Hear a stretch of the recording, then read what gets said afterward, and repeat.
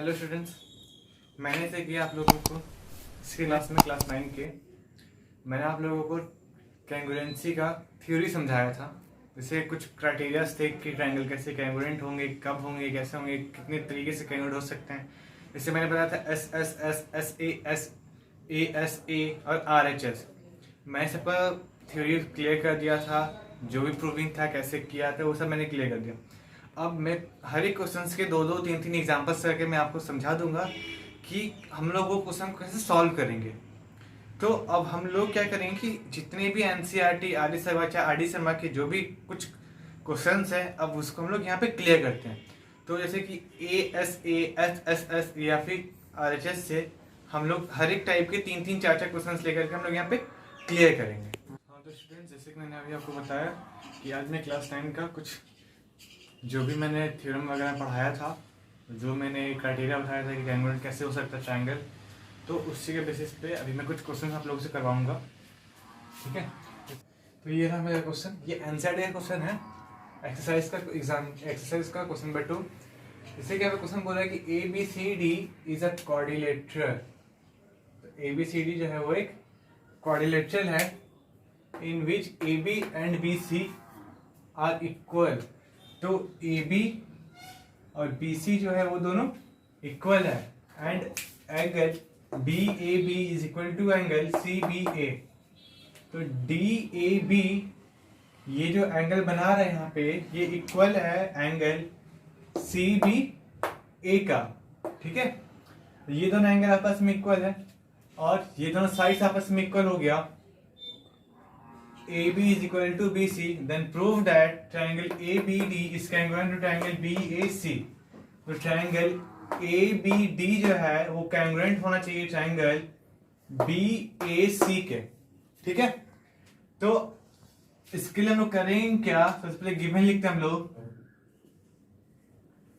तो गिवन कैसे लिखेंगे, जो भी हमको क्वेश्चन बोलेगा धीरे धीरे करके वही सी चीज को हमको वहां पे गिवन में उतारना है। जैसे बोला कि ABCD इज अ क्वाड्रिलेटरल, ये लिखना जरूरी नहीं है। यहाँ पे जो हमको इक्वल बोला कि A B is equal to B C, हम लोग ये लिखते हैं यहाँ पे A B is equal to B C. और क्या बोला कि angle D A B is equal to angle C A B, ये भी गिवन मिल गया। तुम लोग D A B is equal to angle C B है। ठीक है, जब इतना सब कुछ हो गया अब यहां से हम लोग प्रूफ करते हैं।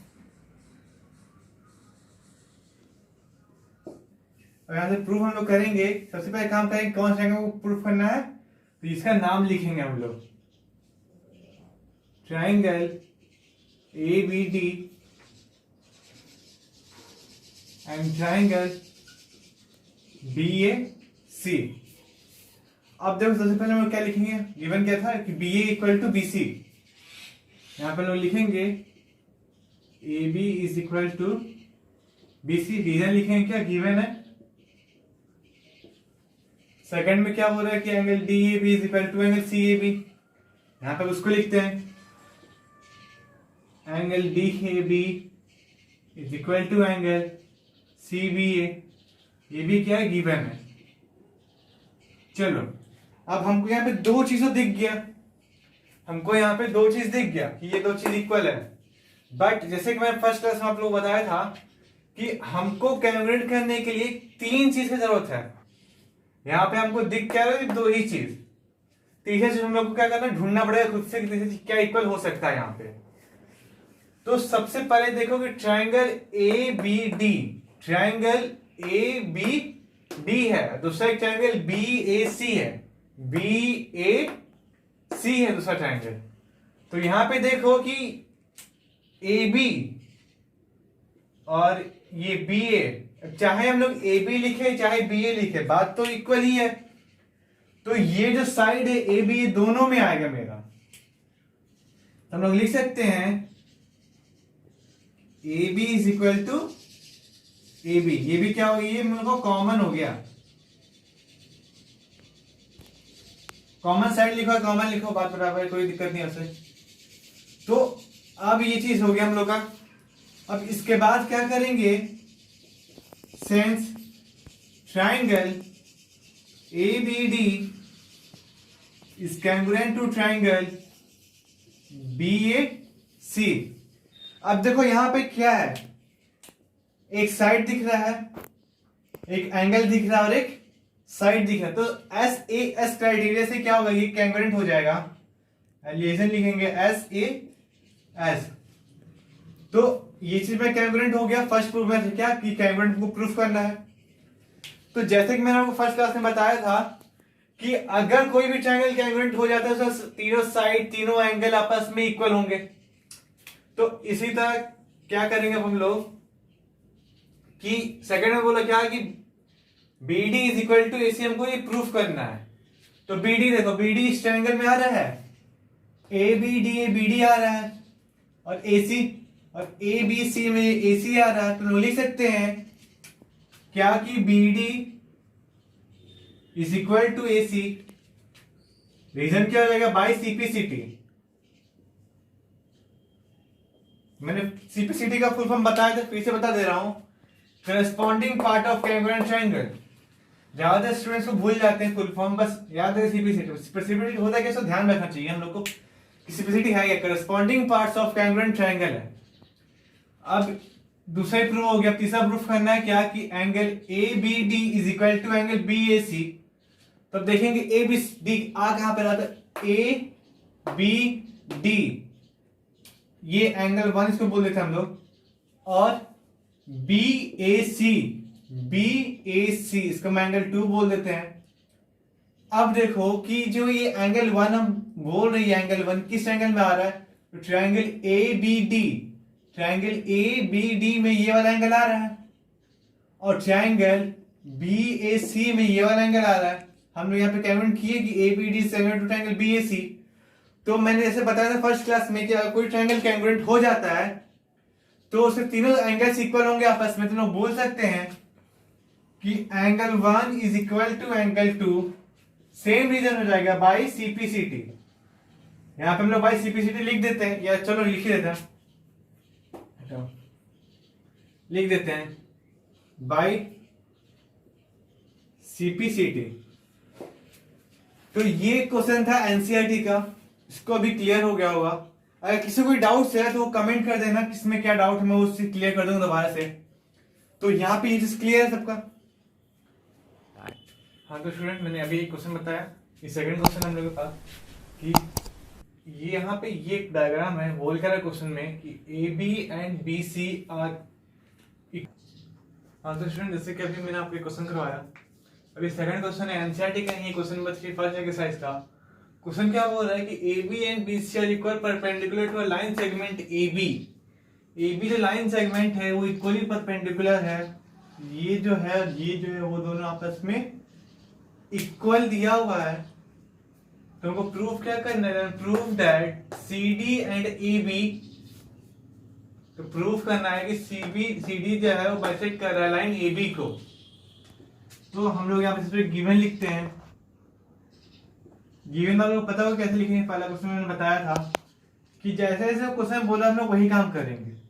तो सबसे पहले लिखेंगे क्या कि एंगल B जो है वो इक्वल है एंगल A के, क्यों इक्वल है क्योंकि वो क्या है 90 डिग्री, दोनों ही यहाँ पे हमको दिखा है, ये यहाँ पे ये 90, यहाँ पे ये 90 है।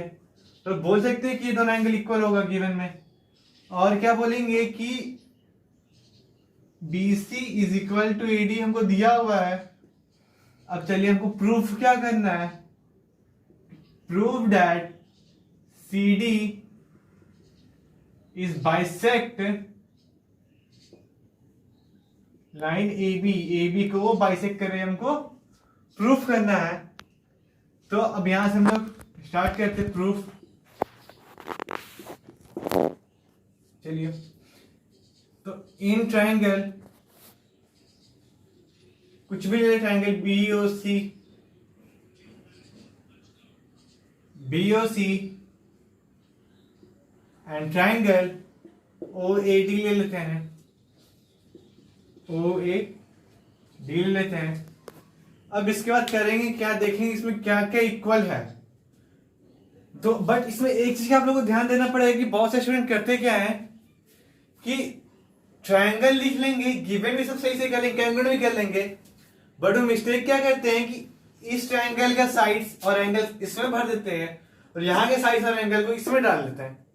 तो ये चीज बहुत कोई मिस्टेक होता है, तो इस बात का हम लोग को ध्यान देना पड़ेगा। तो जैसे पहला यहाँ पे हमको गिवन दिख रहा है क्या कि एंगल बी जो है वो एंगल ए के इक्वल है।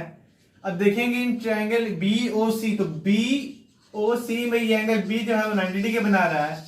यहाँ पे लिखेंगे हम लोग angle B is equal to, यहाँ पे देखेंगे इस ट्रायंगल में ओ ए डी में यहाँ पे ये जो एंगल ए है ये भी हमको 90 डिग्री बना रहे हैं। यहाँ पे लिख देंगे एंगल ए। रीजन क्या लिखेंगे यहाँ पे कि इट्स 90 डिग्री, इट्स 90 डिग्री, ठीक है। अब इसके बाद क्या करेंगे कि यहाँ पे बोल रहा है कि BC is equal to AD, हम लोग ये भी लिखते हैं BC is equal to AD। तो जैसे कि अभी मैंने बोला कि BC is equal to AD जो है हम लोग यहाँ पे गिवन ही लिख देते हैं। ये गिवन हो गया मेरा।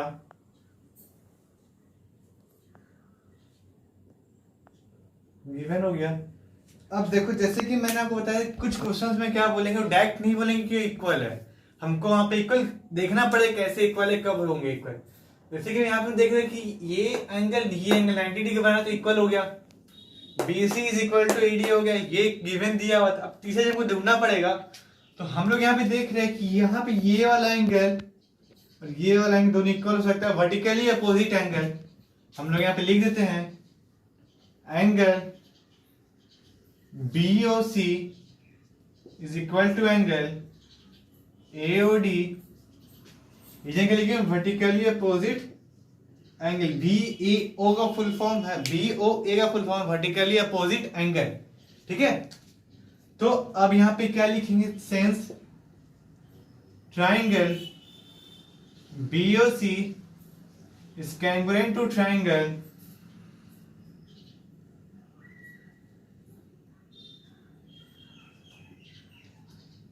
AOD। रीजन क्या हो जाए, देखो यहाँ पे एक 90 डिग्री बना रहा है तो साइड वाला रीजन होगा। यहाँ पे RHS हम लोग लिखेंगे, यहाँ पे हम लोग RHS लिख देते हैं। अब देखो ये ट्रायंगल में कैंगुरेंट हो गया, बट हमको क्या कैंगुरेंट करने बोला है, हमको यहाँ प्रूफ करना कि CD is bisect to angle AB। अब हम कैंगुरेंट क्यों किया, अब हम ये दोनों ट्रायंगल को कैंगुरेंट किया तो हम जाहिर सी बात सारा साइड और सारे एंगल्स इक्वल होंगे। क्वेश्चन क्या, CD जो लाइन है वो बाइसेक्ट कर रहा है AB को, तो CD जो लाइन है ये बाइसेक्ट कर रहा है AB को, मतलब ये प्रूफ करना पड़ेगा कि O is the mid point of AB। तो हम लोग यहां पे लिखते हैं क्या कि BO is equal to AO। Reason क्या हो जाएगा, बाई CPCT, ठीक है। जब ये दोनों साइड्स में इक्वल हो गया तो हम लोग ये बोल सकते हैं कि CD इज बाइसेक्ट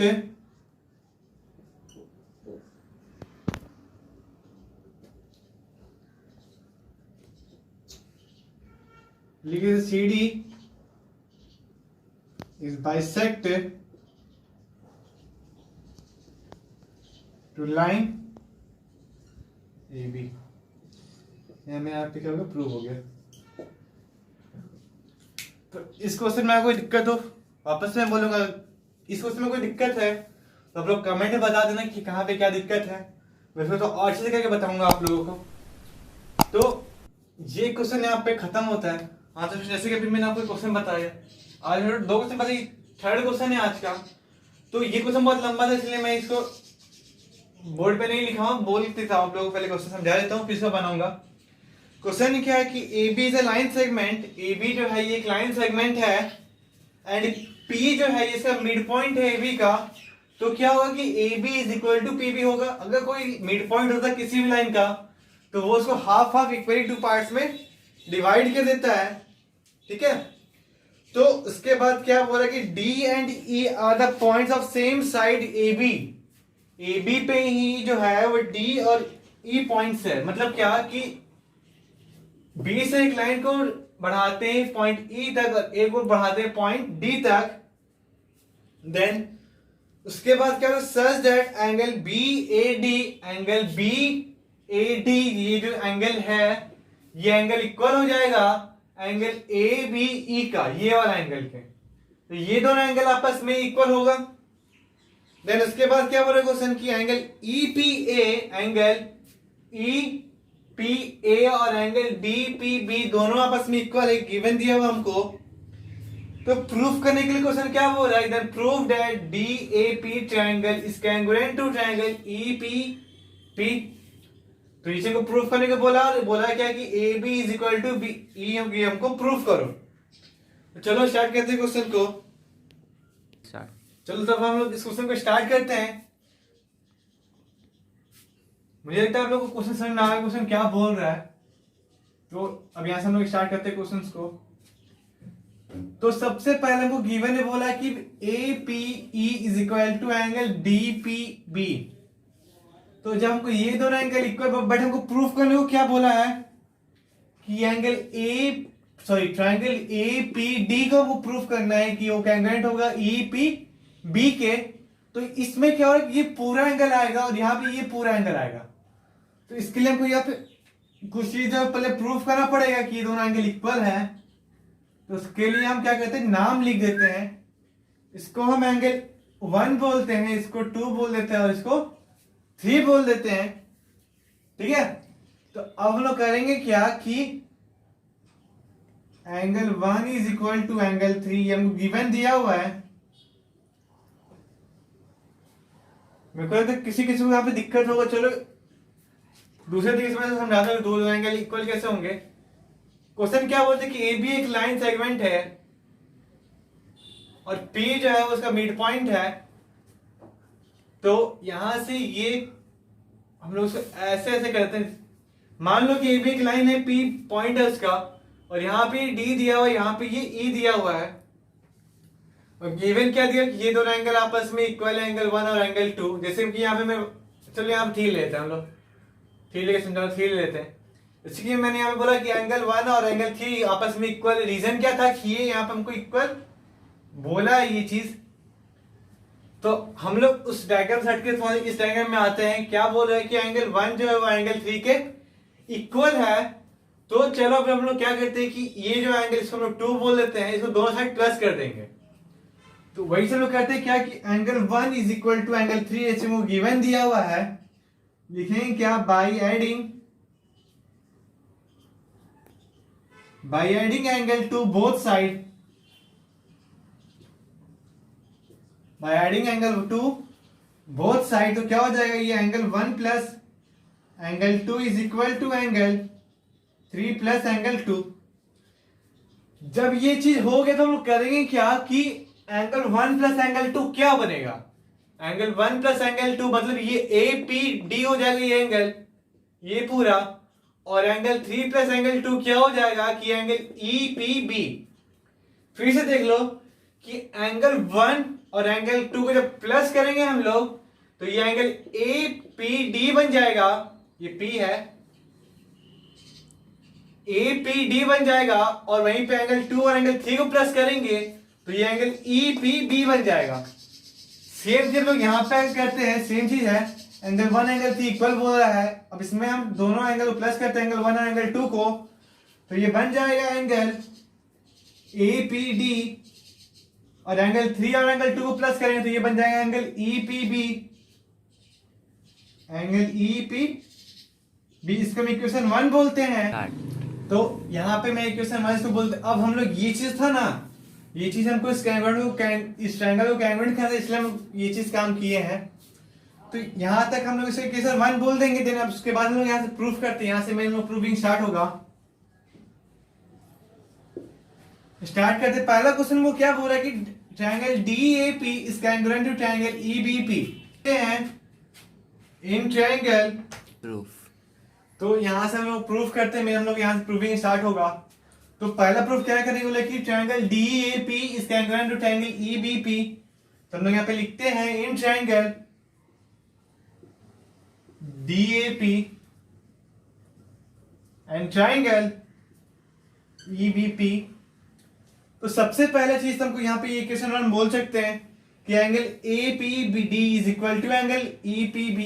ये अभी हम लोग यहाँ पे प्रूफ किए हैं। तो हम लोग यहाँ पे लिख देते हैं कि angle A P D is equal to angle E P B. यहां पे गिवन नहीं लिखेंगे हम लोग, यहां पे लिखेंगे फ्रॉम इक्वेशन 1, फ्रॉम इक्वेशन 1। तो अब इसके बाद क्या करते हैं कि सेकंड हमको गिवन क्या दिया कि angle A is equal to angle B, तो हम लोग यहां पे लिखते हैं angle D A P is equal to angle E B P. हम लोग यहाँ पे क्या लिखेंगे, गिवन लिख देते हैं। अब यहाँ बहुत सारे स्टूडेंट क्या करें कि सीधा एंगल ए और एंगल बी को इक्वल बता देंगे, तो वैसे पता नहीं चलेगा ना कि एंगल किस ट्रायंगल में है।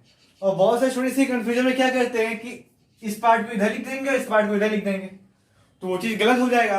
इसलिए मैं नहीं बोला कि इसको पूरा लिखो आप लोग। Triangle D A P is equal to angle E B P को आप लोग पूरा लिखो, तो इससे आप लोगों को जो गलती हो सकता कम होगा। आपको समझ में आएगा कि गलती हो रहा है कि नहीं, हो समझ में आ जाएगा आप लोग को। और तीसरा चीज हमको चाहिए, तो वहां पे गिवन दिया हुआ हम लोग को कि P is the mid point of A B. जो P है वो मिड पॉइंट है ए बी का। अगर कोई हम बोलते किसी भी लाइन का कोई मिड पॉइंट होता है तो वो दोनों लाइन को इक्वली रेशियो में बांट देता है। तो हम लोग यहाँ पे लिख सकते हैं कि A P is equal to B P, A P is equal to B P लिख सकते हैं। रीजन क्या हो जाएगा यहाँ पे कि P is the mid point of, P is the mid point of A B, यहाँ पे इसे लिख सकते हैं। तो यहां से हमें पहला चीज प्रूव हो गया, since triangle D A P is congruent to triangle E B P. Reason क्या हो जाएगा, यहाँ पे दो एंगल एक साइड है, जाहिर सी बात है ए ऐसे से कैंगुरेंट हो गई है, ये ए ऐसे से कैंगुरेंट हो गया। तो यहां से पहला प्रूफ तो कंप्लीट हो गया। और सेकंड में हमको प्रूफ क्या करना था कि AD is equal to B. तो AD is equal to B हम लोग यहां पे लिख सकते हैं, AB is equal to, sorry AD है ना, लिख सकते हैं क्या कि AD is equal to BE by CPCT। तो हम लोग यहां पे लिख सकते हैं बाई CPCT।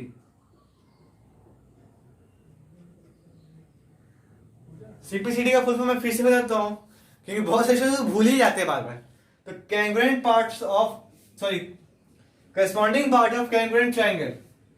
तो यहाँ पे ये चीज में खत्म होता है। ये चीज मैंने आपको समझाने के लिए किया था, इसको मैं मिटा देता हूँ, ये जरूरत नहीं है ऐसे, मेन था आप लोग समझ में आया इसलिए मैंने यहाँ पे इसको किया बस। तो ये था आपको सॉल्यूशन आज का। तो आज की क्लास में यही खत्म करता हूँ। तो मुझे ऐसा लगता है कि आप लोगों को बहुत कुछ समझ में आया होगा। अगर कुछ समझ में नहीं आया हो या कुछ प्रॉब्लम हो तो आप लोग मेरे को कमेंट करो। अगर आप लोग को इसी तरह कोई और सॉल्यूशन चाहिए तो आप मेरे को क्वेश्चन बता दो, क्वेश्चन में बता दो, एक्सरसाइज बता दो, पेज में बता दो, और राइटर का जो नाम जो बताना, ताकि मैं बना पाऊँ उस राइटर का। तो अगर आपको अच्छा लगा तो लाइक सब्सक्राइब शेयर जो भी कुछ आप लोग पास पॉसिबल हो सब करो। ज्यादा से ज्यादा स्टूडेंट भाई पहुंचे तो शेयर करो आप लोग।